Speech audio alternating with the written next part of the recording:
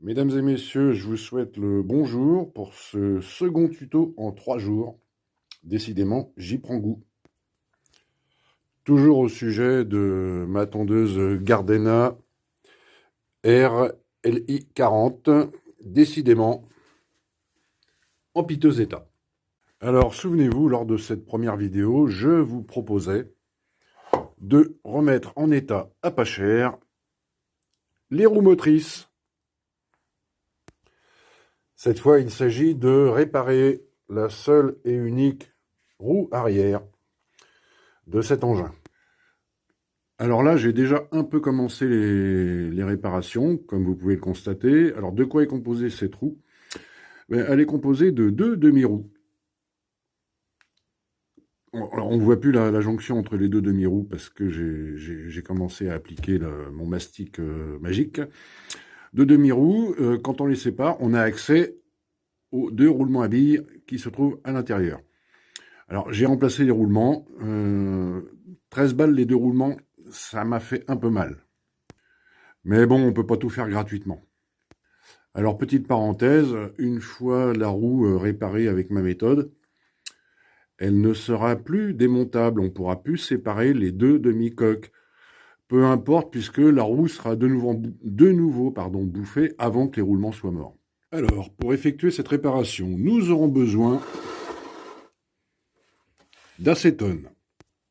Nous aurons besoin également de petits morceaux de plastique type ABS. Où trouver de l'ABS, me direz-vous? Eh bien, vous pouvez utiliser des petits Legos, mais au prix où sont les Legos, c'est pas recommandé. En plus, vos Legos ont peut-être une valeur sentimentale pour vous.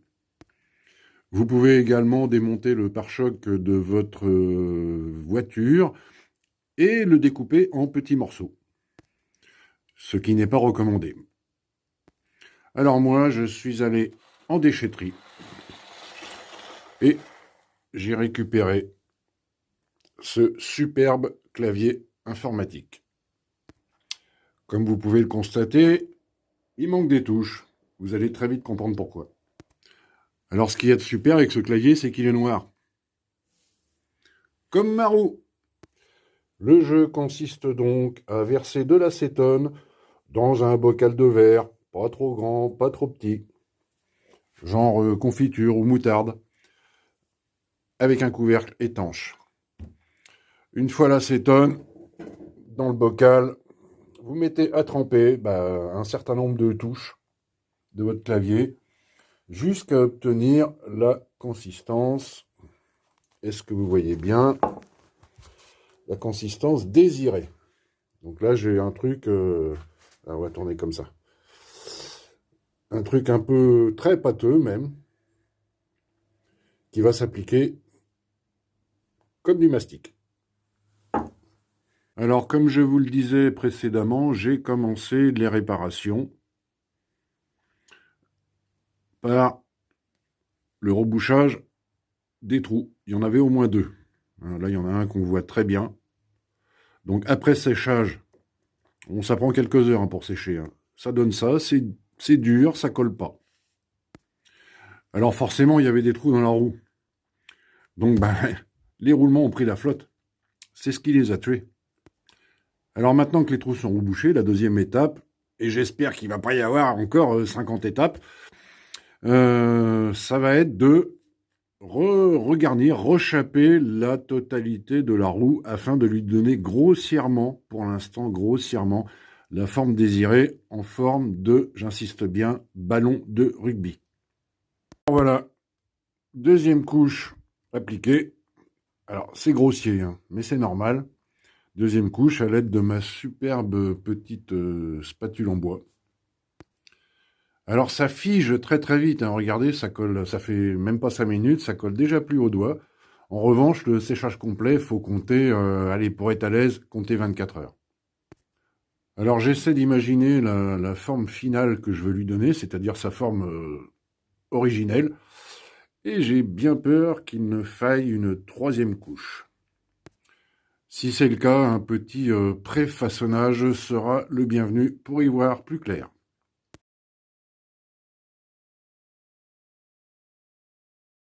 Alors pourquoi en forme de ballon de rugby? Eh bien parce que c'est cette roue qui va encaisser tous les changements de direction et qu'elle n'est pas pivotante. Elle va donc être amenée à riper sur le côté, à droite et à gauche. Imaginez si elle était cylindrique comme mon bocal. À chaque changement de direction, il y aurait beaucoup trop de surface portante. Du coup, les changements de direction seraient beaucoup moins aisés. Et comme un petit dessin vaut mieux qu'un grand discours,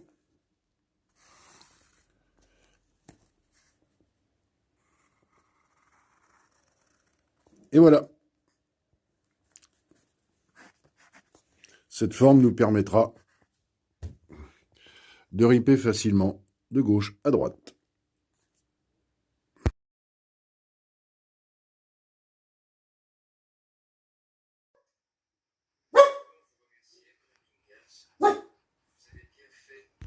Coucou à tous, me revoici, me revoilà.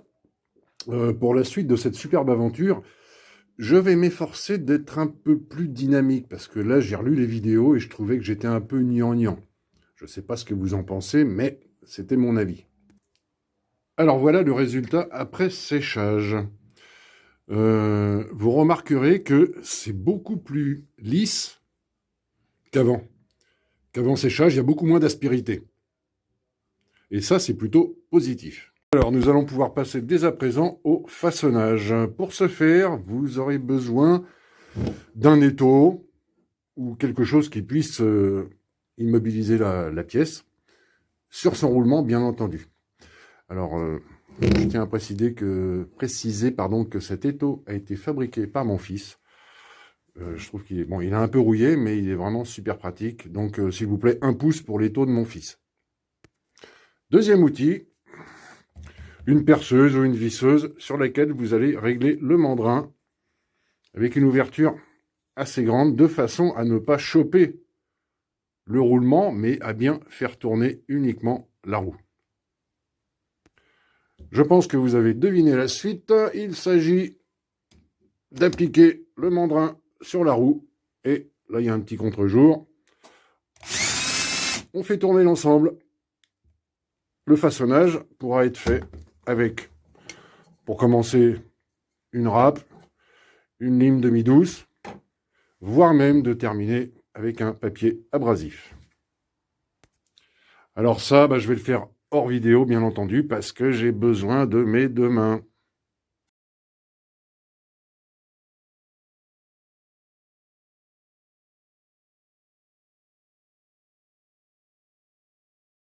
Alors moi, j'ai la chance d'avoir un tour à bois. J'ai pas mal d'équipements d'ailleurs, hein. Je vous laisse faire un petit tour d'horizon. Ah oui, indispensable. France Inter. On a même la friteuse, la perceuse sur colonne, le perfo, enfin ainsi de suite. Et le tour à bois qui m'a été offert par mon épouse. Mais comme tout le monde n'a pas cette chance, je me suis dit, il faut que je fasse avec les moyens du bord. Mais c'est vrai qu'au tour à bois, c'est plus rapide, plus précis. Mais tant pis, vous voyez, je me sacrifie pour vous. Alors voilà les amis, le façonnage est terminé. Le résultat est pas parfait, il y a des petits manques par endroit. Mais les petits manques, la nature va se charger de les combler. Quant à moi, je me passe la main derrière le dos. Je suis assez content de moi. On voit bien la différence, il me semble. Et puis, vous savez quoi? J'ai économisé 100 balles. Eh oui, cette petite cochonnerie, ça coûte 119 € avec l'axe, les roulements et les deux petits bidules comme ça, hein, qui vont de chaque côté. Alors, je compte que 100 balles d'économie parce que j'ai quand même payé les roulements 13 balles. Donc, bon, j'arrondis un peu. Mais bon, j'ai gagné 100 balles. Pour un radin, c'est pas mal. Alors voilà, j'espère que tout ça vous a plu. J'envisage de réaliser un prochain... Tais-toi, Lucky. J'envisage, disais-je, de réaliser un prochain tuto qui s'adressera, tais-toi, plus particulièrement aux camping-caristes dont je fais partie. Bisous, bisous.